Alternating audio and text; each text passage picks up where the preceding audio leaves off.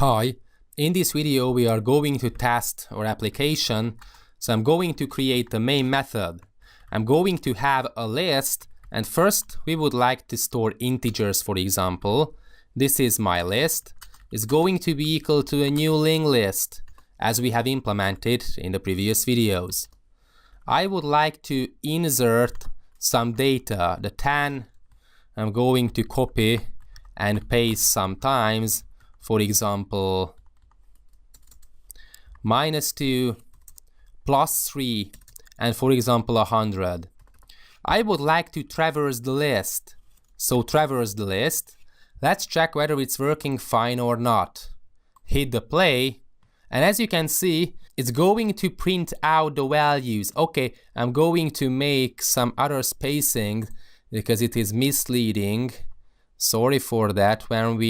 So here I'm going to set, for example, an arrow. Okay, so if we run our application again, as you can see that we have managed to insert items at the beginning. So 10 is the first item, then -2 will be the first item. It's going to point to 10 after inserting -2.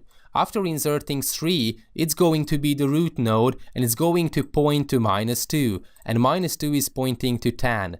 Then we are going to insert 100 and it's going to point to 3. 3 is going to point to -2 and -2 is going to point to 10. So what if we remove, for example, the 10? Okay, we have managed to get rid of the last item. What if I would like to get rid of the first item? Okay, we have managed to get rid of the first item. What if I would like to remove some internal node? We have managed to get rid of some internal node. And of course, for example, I'm going to print out the size of the list. So the list.size is going to return the size of the list. In this case, it's going to be 4. Okay, so basically this is how we implement a linked list. Why is it good? Because it is generic in the sense that I can use it, for example, to strings. I would like to store, for example, names. Adam, Kevin, Joe, Michael. Okay, I would like to print out the size and I would like to traverse Michael, Joe, Kevin, Adam. So this is why it is a very good programming practice to make everything as generic as possible, because we could use it for integers, for doubles, even for custom objects. Let's consider the fact I'm going to create a person. We would like to insert custom objects. Okay, I'm going to have a private integer, string name, and a private integer age. In the person constructor, we are going to have an integer age and a string name. I'm going to initialize the age and the name variables accordingly. This.name is equal to name. I'm just going to override the toString method. I'm just going to return, for example, the name. So return this.name. And of course, I'm going to have some getters and setters. So generate getters and setters for the age and for the name. I'm going to hit Ctrl+Shift+F to auto format. It's very important that we have to implement the comparable.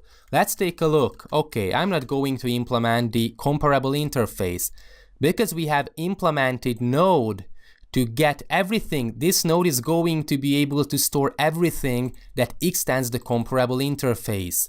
So whenever I would like to store, for example, person objects in this list we have been implemented, and if you hover your mouse over this, then bound mismatch, the type person is not a valid substitute for the bounded parameter. And basically, the bounded parameter is this t extends comparable. So we have to tell the person that it's going to implement the comparable interface, and of course it's going to store a person. And here we have to define that according to what we would like to compare our custom objects. I would like to return, for example, integer.compare, and for example this.age, and I'm not sure what's the name of the other person, for example person.getAge. Okay, so basically with this we are able to store person objects, and I'm going to insert, for example, a new person with the age 10 and the name Adam, then another person, so new person with the age 22 and the name Joe. I'm going to copy and paste it, going to insert it with the age 1 and the name Kevin. I would like to insert it, for example 45, and I would like to specify, for example, Michael, whatever. So we are able to traverse this linked list. Okay, it's going to store person objects instead of strings and integers. So we can use it because we have implemented it in a generic manner. And basically, why is it important to make this comparable interface? Because this is how we implement it, okay, but in the linked list, this is how we are able to decide that actual node get data compare to is equal to 0 or not. So this is how we are able to detect that two objects, two of these t parameters are equal or not. Okay. So for example, let's see, I'm going to have the list.remove, and I would like to remove the first person. Of course, I have to extract it. So person p is equal to the Adam, and we have to insert the p here. So I would like to get rid of the Adam. Let's see whether it's going to work fine or not. We have managed to get rid of Adam.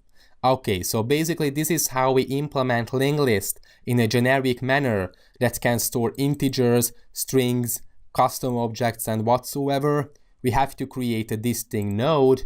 We have to define this list, so what's going to be the behavior of the linked list, and of course we have to implement it. And basically we can use this insert data at the end, but usually we use linked list with inserting data at the beginning. This is why we like linked lists. Thanks for watching.